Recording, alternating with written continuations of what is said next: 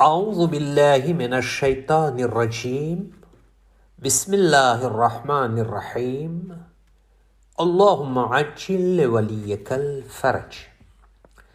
हज़रत अमीरुल मोमिनीन अली इब्न अबी तालिब अलैहिस्सलातु वस्सलाम नहजुल बलागाની અંદર હિકમત નંબર 54માં ઇરશાદ ફરમાવે છે કે અક્કલથી મોટી કોઈ માલદારી નથી, જેહાલતથી મોટી કોઈ નાદારી નથી, અદબથી મોટો કોઈ વારસો નથી અને સલાહ મશવરાથી મોટો કોઈ સહારો નથી.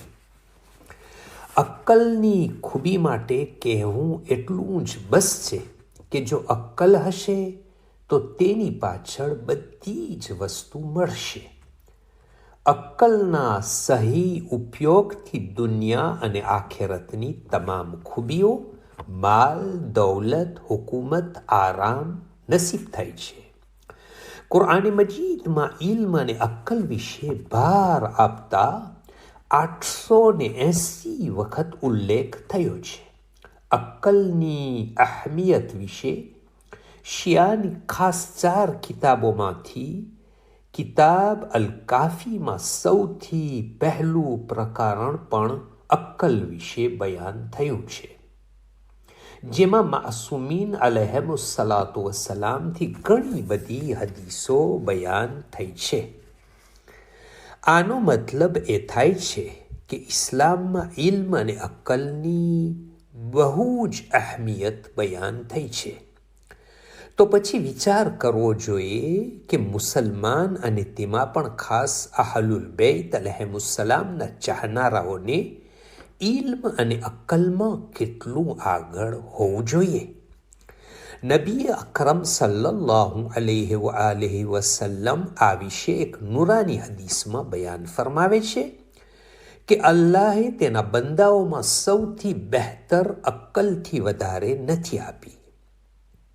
અક્કલમંદનું સૂવું જાહિલની પૂરી રાત જાગીને ઇબાદત કરવા કરતાં બહેતર છે. અક્કલમંદનું રોઝા ન રાખવું જાહિલના સુન્નત રોઝા રાખવા કરતાં પણ બહેતર છે. આલિમનું ઘરે રહેવું જાહિલના જિહાદ માટે સફર કરવા કરતાં બહેતર છે.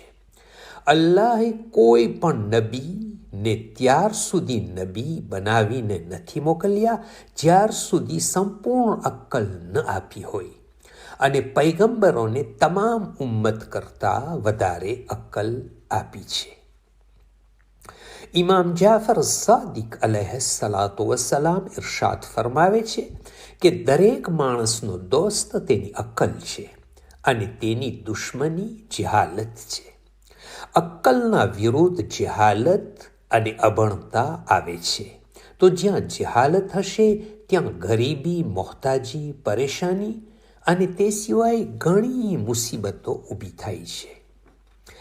હદીસો અને રિવાયતમાં જે અક્કલ કહેવામાં આવ્યું છે તેની શું અર્થ થાય છે? અક્કલ એટલે તેવી હોશિયારી કે જેથી અલ્લાહ અને તેના બતાવેલા રસ્તા ઉપર પોતાને ચલાવે, તેમજ બુરાઈઓથી દૂર રાખે, લોકો સાથે ઇન્સાફ કરે અને જન્નત સુધી પહોંચાડે અને દોઝખથી બચાવે. જો જન્નત સુધી ન પહોંચાડે તો તે અક્કલ નથી બલકે શૈતાન છે. અદબ અને સંસ્કાર વિશે ઇમામ અલી અલૈહિસ્સલામ ગરરુલ હકમમાં ઇરશાદ ફરમાવે છે કે મા બાપ પોતાની ઔલાદને વારસામાં સૌથી સારી વસ્તુ અદબ આપી શકે છે. બીજી હદીસમાં છે કે થોડોક અદબ વધારે અને સારા નસબ કરતાં બહેતર છે.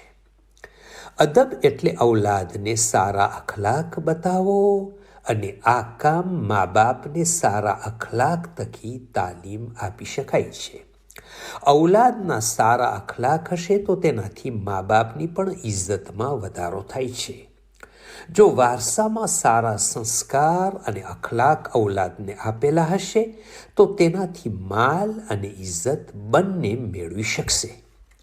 ગેર માસૂમને જિંદગીના કામકાજમાં સલાહ મશવરાની જરૂરત રહે છે. જો એકલી અક્કલથી કામ લેશો તો ભૂલો થવાની શક્યતા વધારે રહે છે. તો મશવરો કરવાથી ભૂલોથી બચી શકાય છે. મશવરો કોના સાથે કરવો? જે માણસમાં આ સિફતો હોય: અક્કલમંદ, ખુદાથી ડરનાર, સાચું બોલનાર, રાજને છુપાવનાર, બહાદુર અને ભલાઈ ચાહનાર સાથે મશવરો કરવો જોઈએ. જો આ ગુણોવાળા માણસથી મશવરો લેવામાં આવે તો પછતાવું નહીં પડે. اللهم صل على محمد وآل محمد وعجل فرجهم from Fountain of Ahlul Bayt alayhim السلام.